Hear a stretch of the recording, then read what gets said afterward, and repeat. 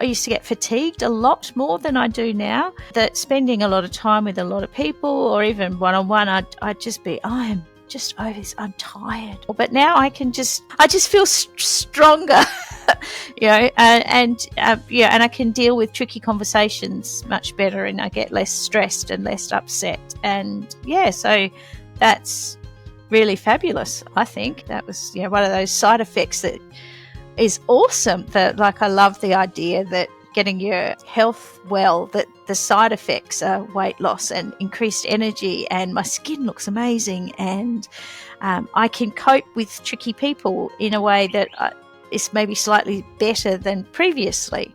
It's really cool. Very, very cool.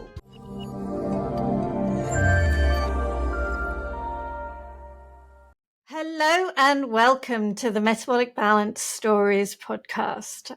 This is where we share real stories and insights that help you on your journey to optimal health with personalised nutrition and metabolic balance.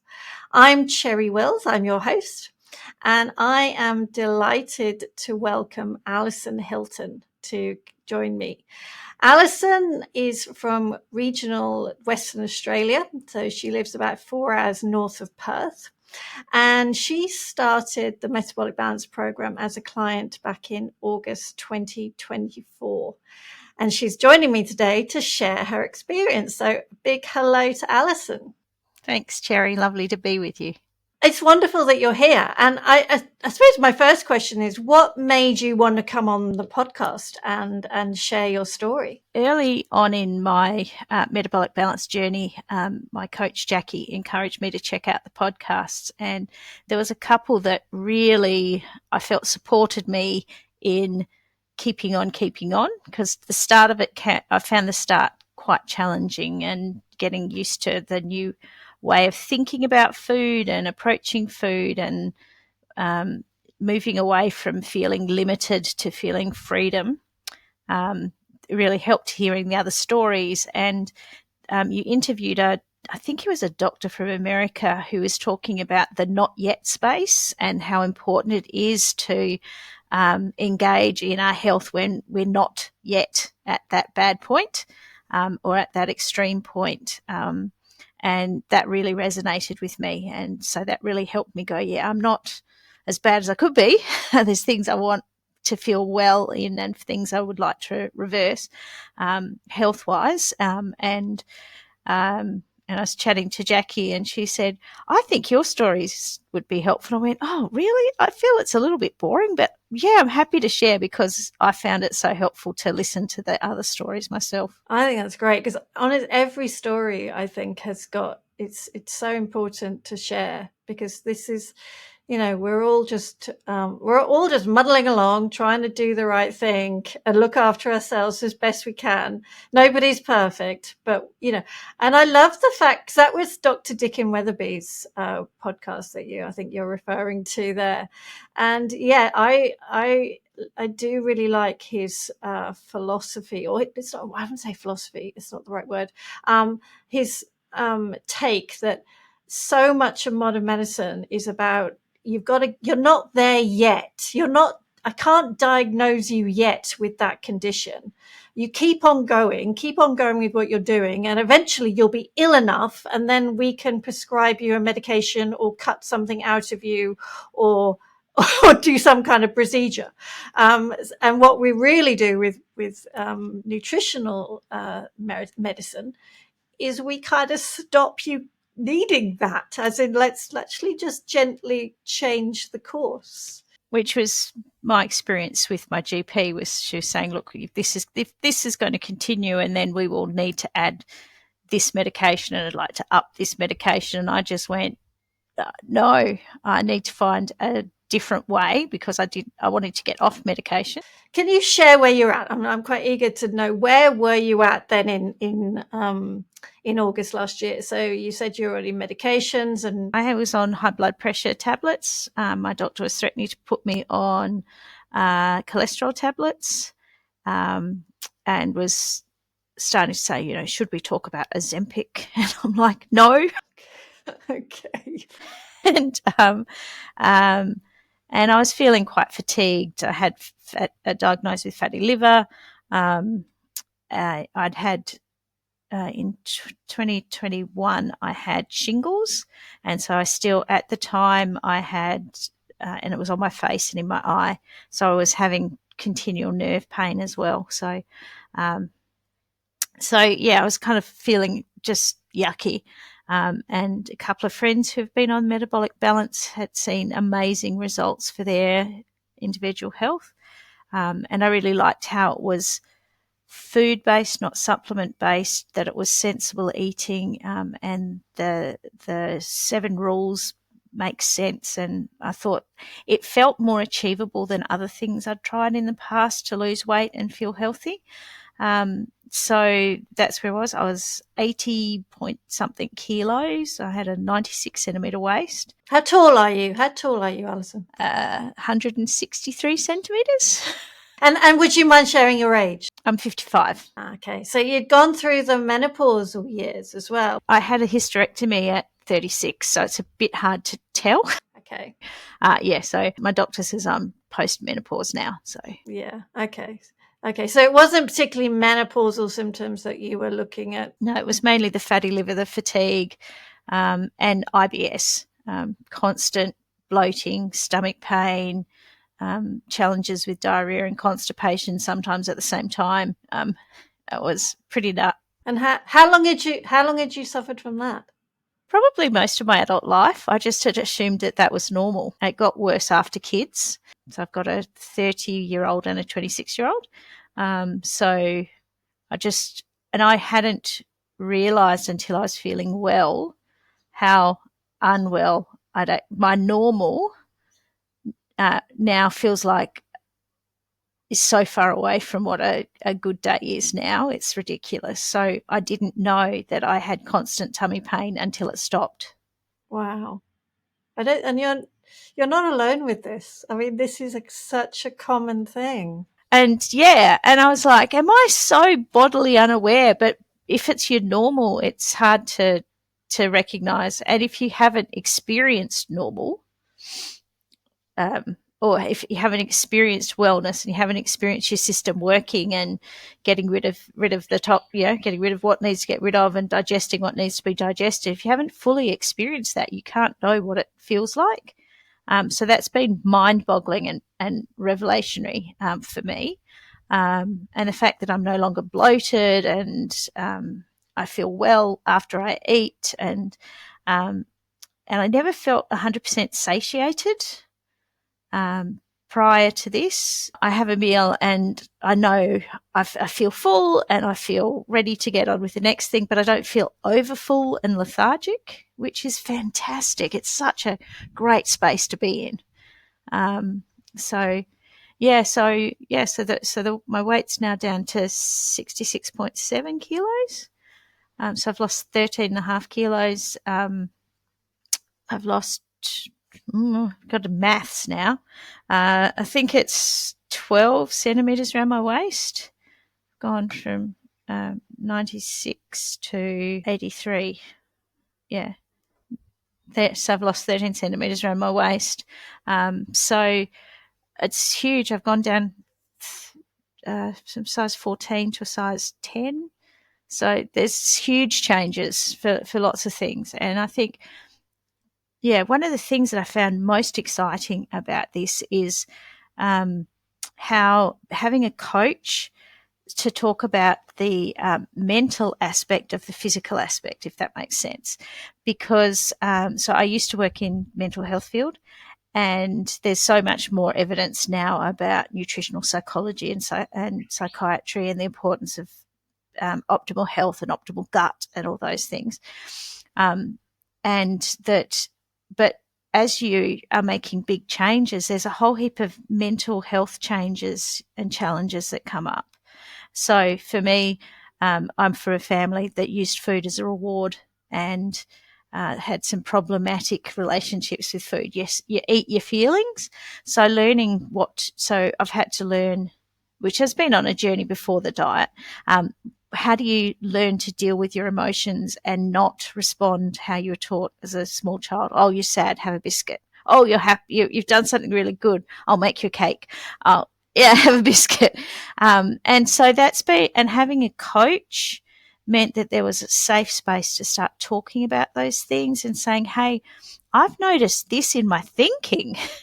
And it's really quite challenging. And I've done the grocery shopping. I deserve a treat. And it's like, well, what do I do now? So that's been really interesting about relearning and relanguaging around food. So people say, oh, what can't you eat? And I say, no, it's not about what I can't eat. It's about what I'm choosing to eat, and the difference, and taking control and power of my personal narrative around my health and around how I talk about the food. I was chatting to my eldest daughter one weekend, and she was saying, Mum, this is really working for you, and I've seen you struggle on and off with diets and trying to get healthy. And she said, it's like, because I've got the sheets printed out with my lists of food all in my pantry, so I can just open the door and have a quick check if I can't remember stuff. And she said, it's like the lists they've sent you create this fence, and within the fence is all this freedom, and you're having so much fun mixing different foods and trying new vegetables and doing this, but you've got amazing freedom within this fenced area, and you're living so well. And I really liked that image that, there's these boundaries that I go, I can cross them if I want to, but I'm choosing not to, because I know I feel so much better when I stay within that fenced space, if that makes sense. It's your safe space. You've got a really good safe space that covers all of the nutrition you need. It really is keeping you held up and strong. Yeah. Absolutely. And I feel that my emotional resilience and social resilience has increased as well. I wasn't expecting that. I was like, whoa, that's good. So that's brilliant. Talk to me a bit more about that. What do you mean by that, social resilience? Because I used to get fatigued a lot more than I do now, that spending a lot of time with a lot of people, or even one-on-one, I'd just be, I'm just over this. I'm tired. I can't make a polite answer anymore. But now I just feel stronger, and I can deal with tricky conversations much better, and I get less stressed and less upset. And so that's really fabulous, I think. That was one of those side effects that is awesome. That, like, I love the idea that you're getting your health well, that the side effects are weight loss and increased energy, and my skin looks amazing, and I can cope with tricky people in a way that is maybe slightly better than previously. It's really cool. Very, very cool.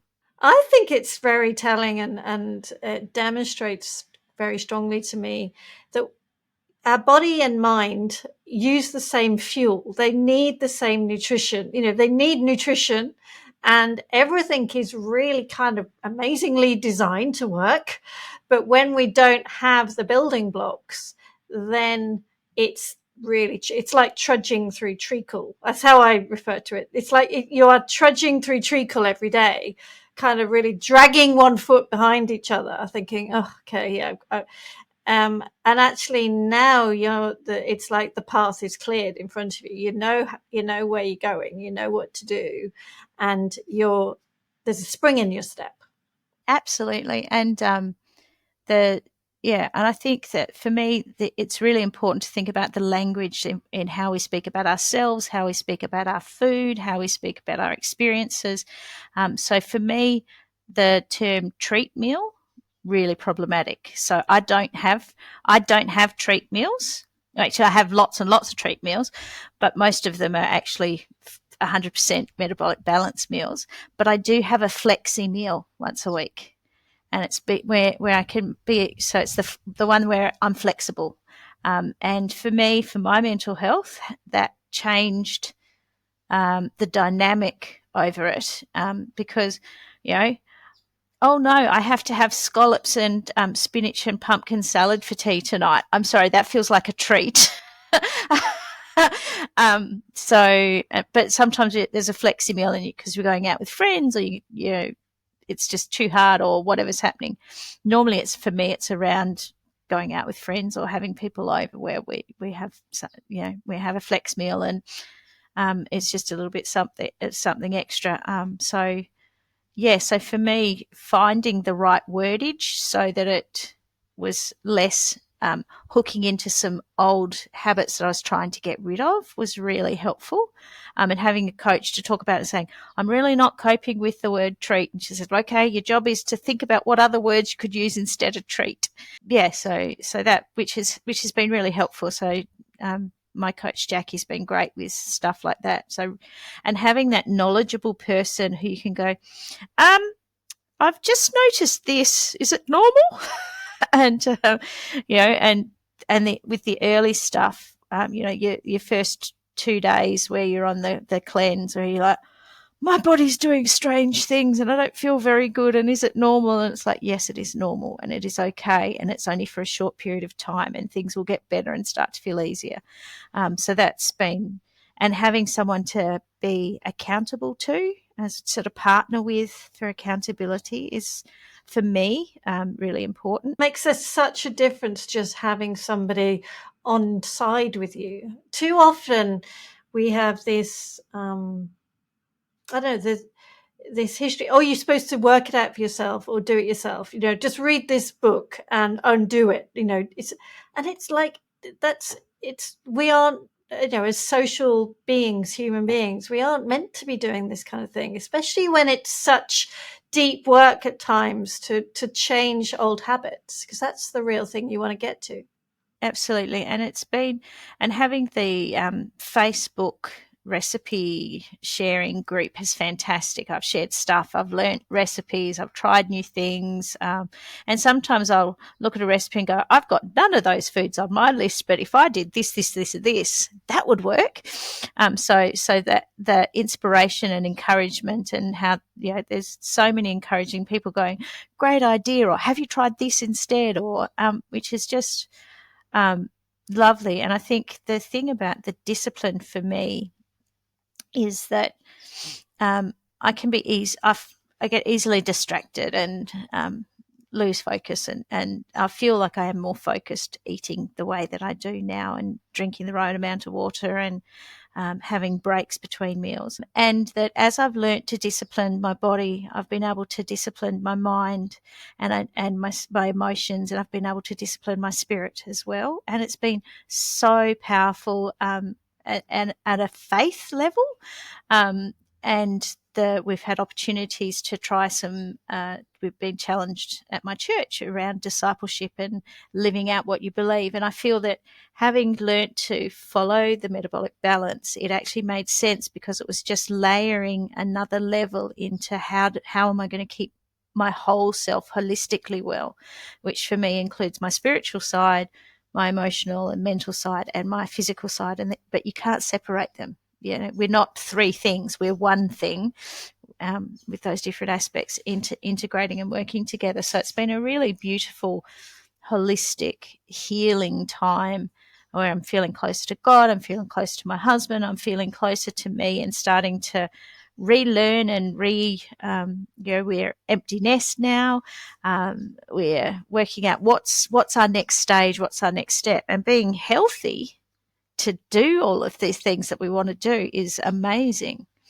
So, and the other difference, because it's so healthy food based, my husband, who's been quite a skeptic around diet and things like that, has been really supportive, and that's been really good. So he doesn't want to do this. He reckons it's too hard, but he loves the meals I'm cooking, and he loves he can look at the list and go, I could do this, that she can eat that. So that's been really good too. So yeah. I'm going to talk. So just coming back, you use the word discipline, and I often think, do you think it is discipline, or do you think it's focus? Do you see the difference? Mm-hmm. Good question. I do see the difference. Maybe a better word would be intentionality. I like that. Yes, I do like that. Yeah. Yeah, so it's actually about my intention, and for me, I don't see discipline as a bad thing either. Sometimes I don't either. I think there's an element of that where you have to say, well, and I guess intentionality is probably a better word. That my intention is to follow this plan, and so I'm intentionally eating. So part of this is you slow down to eat, and some of the meals you have to slow down because there's so much chewing. It's the Mandalay breakfast. Yeah, Mandalade, yeah. Whatever that stuff, it's delicious. It just takes forever to chew. You can't do it on a rush morning, but it's delicious and it slows everything down. And I think there's something about intentionally eating, and I don't want to get on the mindful bandwagon because I think that can be a little bit too self-absorbed, but intentionally stopping and slowing down, intentionally thinking about what am I going to put together, intentionally thinking about planning the meals ahead. And it takes away the power of food for me because I love food. I haven't met a snack that I haven't enjoyed. And I was a big snacker. And originally brought up on a farm, so you always had morning tea and afternoon tea and supper as well as your three main meals. So food was a big, big thing. So learning to say I control the food rather than the food controlling me has been very freeing and life-changing. And there's something about being more intentional about how we eat and thinking about how I'm cooking things. I'm poaching chicken more, and I'm doing steaming fish, and not it's not all deep fried or whatever. So no.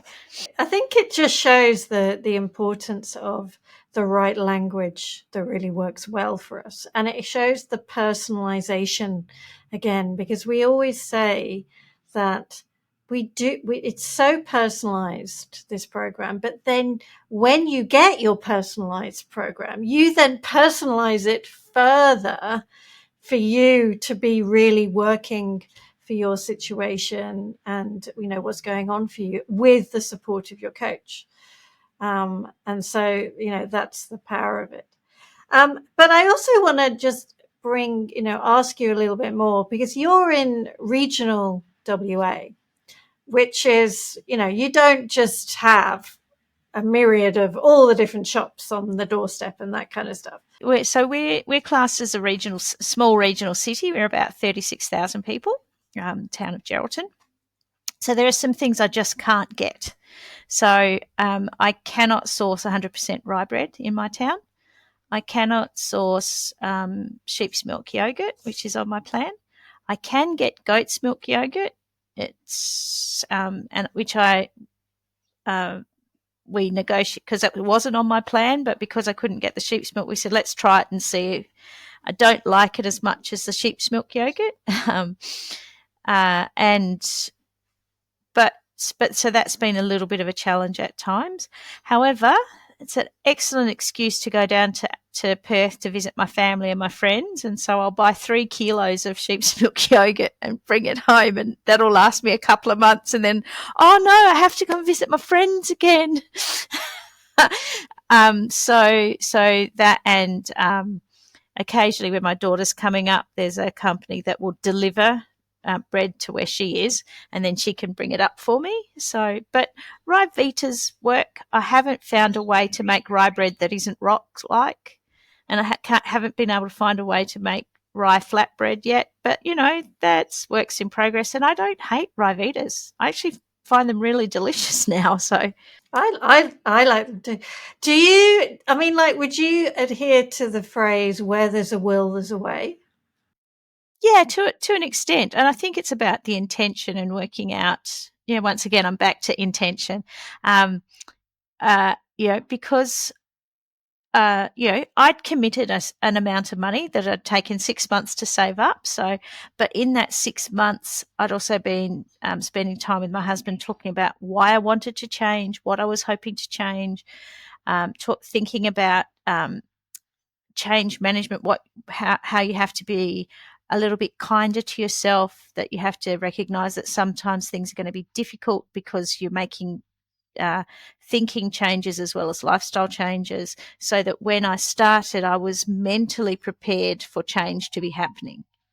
I think that just happened because of when I could get in to see my coach and how long it was going to take me to save up the money.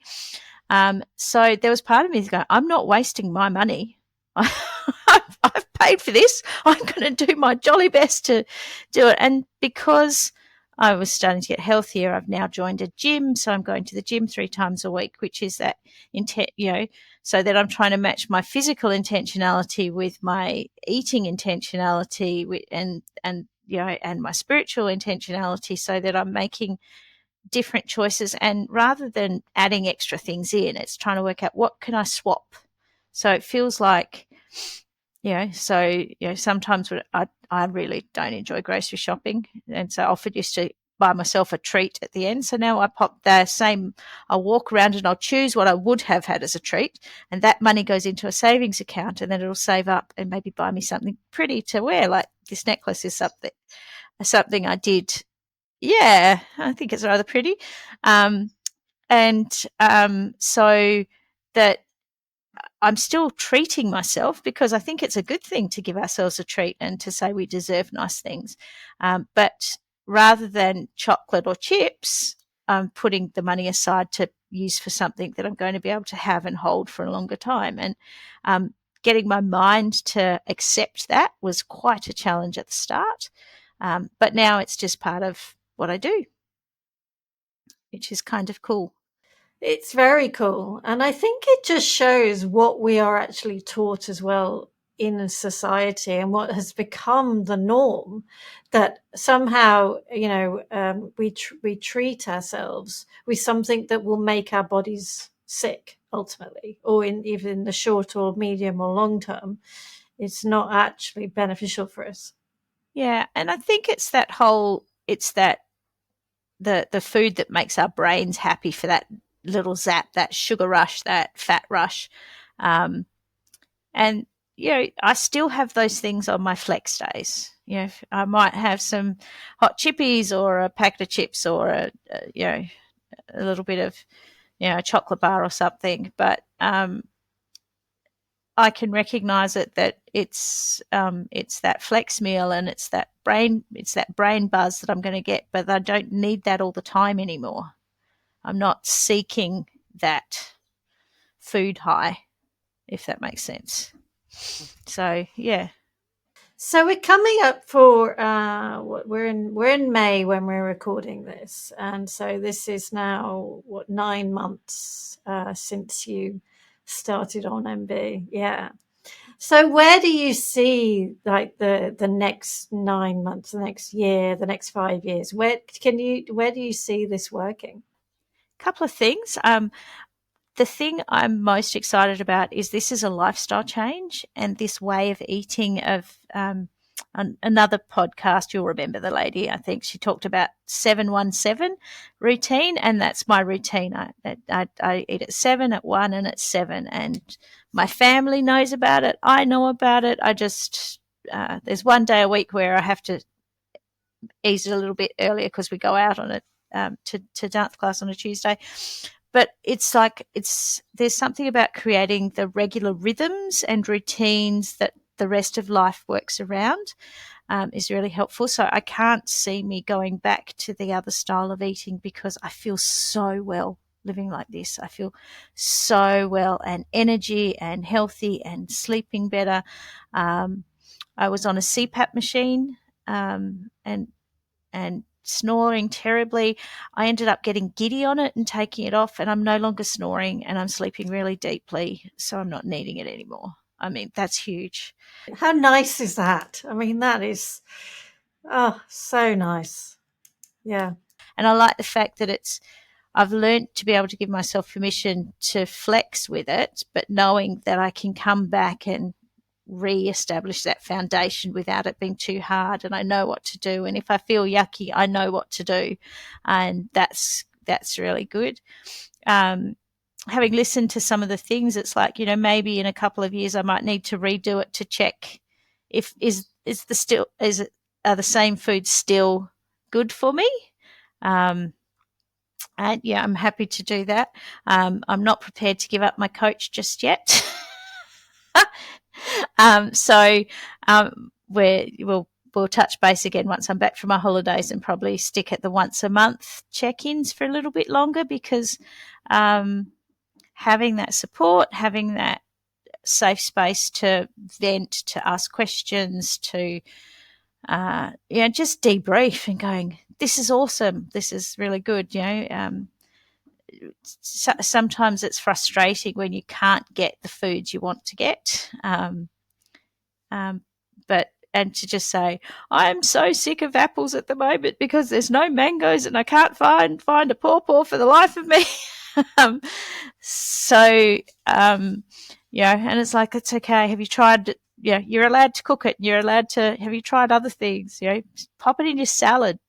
So yeah, just having that safe space is fantastic.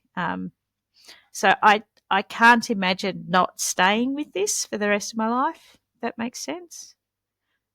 I mean, this is the allure of feeling good, though, isn't it? It's just feeling good, just fueling your body well, and your body being in balance, and then you be able to come back. And I did want to also, you reminded me, you mentioned as well earlier on about the improvement in your relationships, including the relationship with yourself and with your husband. I love that. That's one of the things I see so much.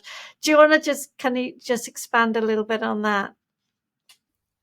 When you're living with fatigue all the time, and when you're living with irritable bowel symptoms, where you're running to the loo, or you have something really, sit down for a nice meal and suddenly you go, oh, excuse me, that's not terribly romantic.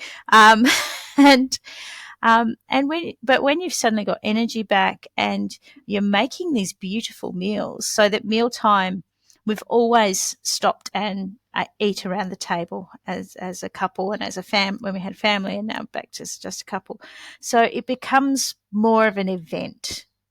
So it's, we're sitting down, we're taking our time, we're eating, we're having salmon and salad, or You're just having lovely food, basically. and that's been great because we're slowing down and being more intentional about eating, and intentional about eating together. It builds opportunity for conversation over the food, and it builds for opportunities to plan together and say, hey, here's my list. What is there anything that really grabs you? He goes, oh, wouldn't mind some barramundi. It's like, okay, we'll have barramundi this week, or whatever it is. So, and we eat a lot of Asian flavoured foods, typical Aussies. Stir fry, simple, easy, delicious. And his favourite, and he was very relieved, his favourite meal is dal. And that's which is great. And I do, so I was able to adapt his favourite recipe. So I make it, and half goes to him, half goes to me. He stirs in his tablespoon of cashew nut paste, or peanut paste, and it's good to go. So which is great. And I think when you're not fatigued, and when you're feeling energy, and when you're not worried about your health, it's easy it gives you space to think about, who am I as a person? What are my values? What is it that I want to be doing? What brings meaning in my life? What brings joy in my life? And I think it's really important for us to stop and think about, what is bringing joy? And food was an anxiety bringer, and now food no longer brings me anxiety. I'm not worried about it all the time. I'm not obsessing about it all the time. I do occasionally get, it's a sort of morning tea time. It's like, my mouth is lonely. Oh, coochie sabishti.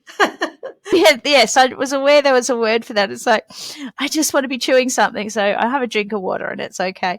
So that was something I went, oh, that's really weird. It's like, I know I'm not hungry, but my mouth feels lonely.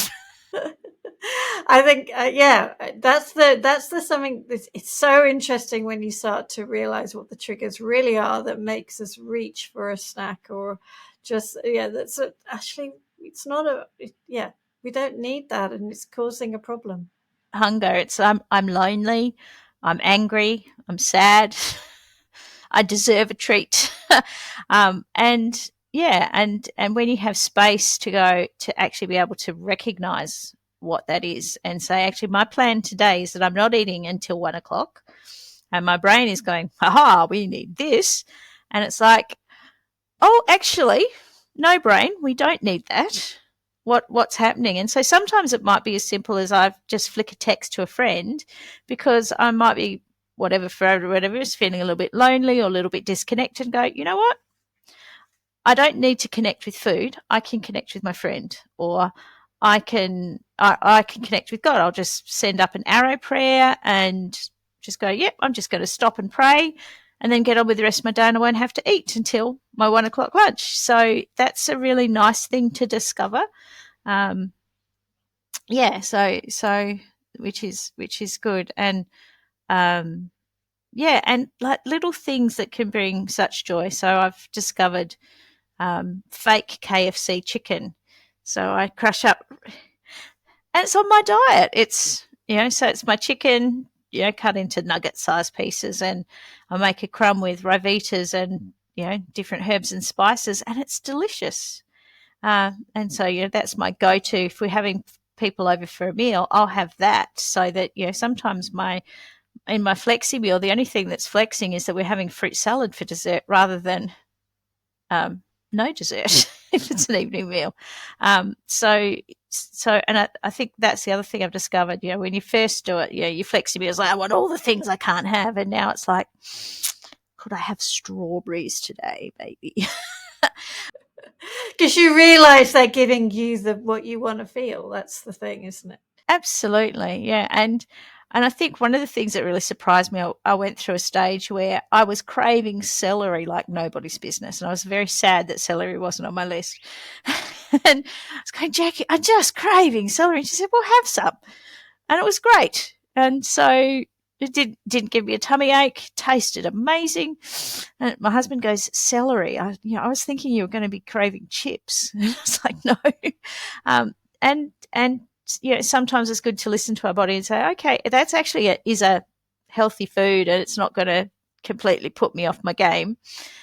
So that's been kind of fun to discover those things too, that and just incorporate stuff. So, and just I think that there's something about the routine and rhythm that I find really helpful. So, I've got my 3 breakfasts and I just rotate through them. I must admit, I do the porridge more than the other 2 breakfasts because it's easier and I like it. And then I've got my 3 lunches and 3 dinners, which I intermingle, and I've got the right, and it's become simple, and and you've got a couple of go-to meals that I can't think I'll just have omelette-ish eggs and salad, or I'll make dal, and you can do things that they're still really quick, can't think meals that are still part of the diet, rather than dialing up for a takeaway pizza. Exactly, and often it's in so much faster to make yourself something yummy than it is to even get a takeout. So you've mentioned that you saved up to do metabolic balance. So what would you say to somebody who is thinking, okay, that's, I'm not sure I can do this, or I'm not sure I can afford to work with a coach and get a plan? I think I'd got to the point where I recognised that I couldn't afford not to make a change, and I had to look at what the change was. And I'd had one of my, I'd seen some people who had done bariatric surgery. I'd seen some people who'd done other diet things, and was given the recommendation for this. I think the nice thing about metabolic balance is you can actually Google and find research papers and testimonies, and the podcast, which is people saying how it's worked. So I went in knowing that this had worked for a wide variety of people and a wide variety of symptoms and health challenges. The other thing I was surprised by is that I actually think my grocery bill hasn't gone up, because I think my grocery bill has gone down, because even though I'm buying maybe slightly more expensive meat cuts occasionally and other bits and pieces, that I'm using less waste because I'm being more mindful and intentional of what we're eating. I'm being more mindful and intentional of menu planning. So that's and it's cut down on food waste. That was a beautiful side effect I wasn't expecting. So I think it's and it's the other question my husband asked me is, well, how much do you value yourself? I would pay that much. I would pay that much for you to be healthy. I'd pay double that much for you to be healthy. So I know I'm blessed with a husband who is able to articulate things like that. So I'd say, and if it is a case of needing to save up, set that time aside and say, okay, I've got this much to save up. For me, it did include, I had to go to Perth to have my blood test, because the company that does the blood test isn't in the town I'm in. But I was able to link that to another appointment I needed to go to in Perth, and a chance to see my best friend and my daughter. So, I just saw that as a bonus. So it's about how much do you value your body, your mind, and if worst case scenario you ballooned, it's a lot less than gastric surgery. I don't even think it really compares to the price of gastric surgery, does it? We're really talking about here. Yeah. It also doesn't compare to the cost of medication. If you're on a bunch of medications, $30 a month for my blood pressure tablets, that adds up. So I think value for money, bang for the buck, it's amazing. But also the learning to, I did know how to cook beforehand, but learning to cook more healthily and be more creative in how you put things together, and discovering new vegetables. I never knew that okra was delicious. That was, and that I can eat it raw, and I can eat it cooked, and I can put it in stews, and I can roast it, and I think it's one of my favourite things now. I never knew what a kohlrabi was. That's great. And I was very excited that I did get sauerkraut, though. Oh, there you go. There's all sorts of things that can come up. And I think it's not as limited as people think it is. And I've had fun talking to my friends who are also on Metabolic Balance, and we're comparing lists. Yes. Oh, you've got that. I don't have that. And you've got that. Food envy. But a little bit of food envy. But at the same time, there's a sense of camaraderie around that. Isn't it great to feel healthy? Isn't it amazing to have that routines and that you can just work around it? So that's been really nice too. And I think that because there is a community element involved, if you choose to be involved, that you can listen to the podcast, you can read the posts on the 2 Facebook groups, you can find out more information. I'm a bit of a hoarder of information, so I've read articles and I've listened to podcasts, and I've seen what's been posted on the Facebook group and seen what's been posted on the recipe Facebook group. So I think that don't feel so alone doing this, even though that I've got, there's no one else that I know in town doing this yet. But yeah, and some of my friends have been quite really supported and surprised. So, have a go. We'll meet for lunch. We'll be away at lunch, and I go, how much do you have to eat on this diet? Because that's the other thing, learning that you know, the weight of vegetables is important. So so red oak leaf lettuce is fantastic because it's very lightweight and really bulky, and your salad might look ginormous, and So I was going to say, it must have been nice for friends to see you looking so much healthier, because I mean that's the point. You look so much healthier from where you were before. absolutely. And the one thing that I did that wasn't on my list of I'd really like these things to be fixed was I was on PEA for nerve for pain. I'm off that now.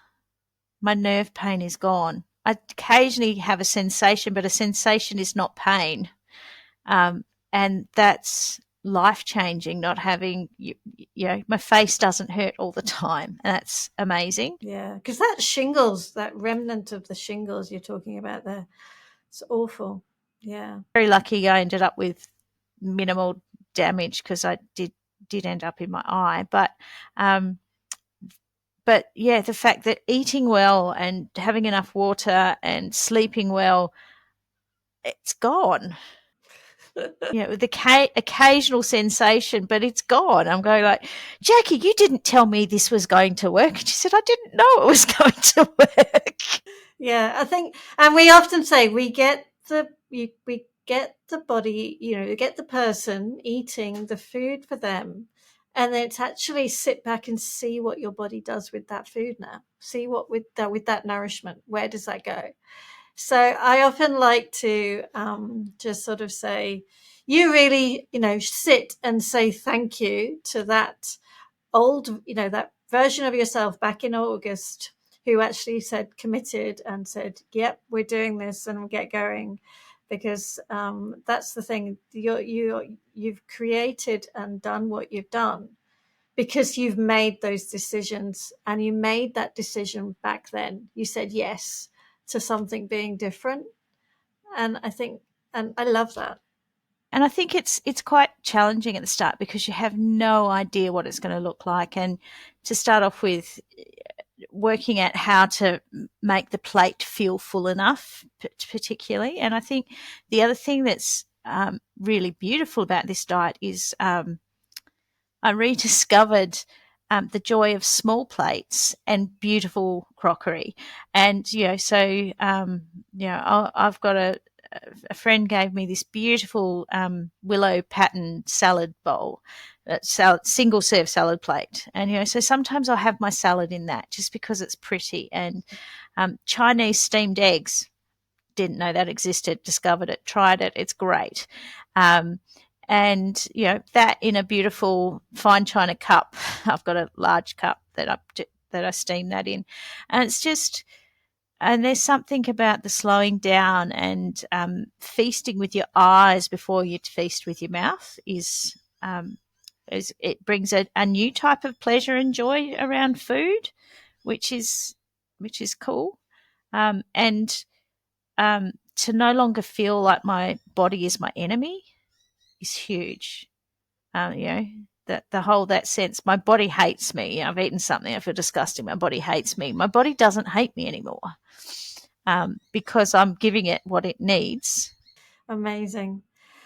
Thank you so much, Alison. It's been so lovely to talk to you, and you're so generous in what you've shared. And I also love the fact that you see the podcasts as, they've helped you too through your journey. And so half to work, half on the way home from work. Works every time. Fantastic. Okay, well, if you listening would like to learn anything more about metabolic balance, Alison worked with Jackie Fuller, and details of how you can get in touch with Jackie, it's in the show notes. But also you can find your metabolic balance practitioner wherever you are. We have some amazing practitioners around the world, across Australia, New Zealand, the UK. And I would I know, and I think, Alison, you'll join me in saying it's just totally worth investigating further. Absolutely. And you don't have to be in the same town as your practitioner. So I'm 4 hours away from Jackie, and we did everything over a Zoom connection thing. Was able to have one visit with her when I was in Perth for something else. So it's like what we're doing today, sitting and talking through a computer, and it's just as good doing it that way. Yeah, technology is amazing, isn't it? It's wonderful. Thank you, Alison, and please do join us, everybody, for our next episode. But in the meantime, I wish you well, and just stay looking after yourself. Thanks, Cherry.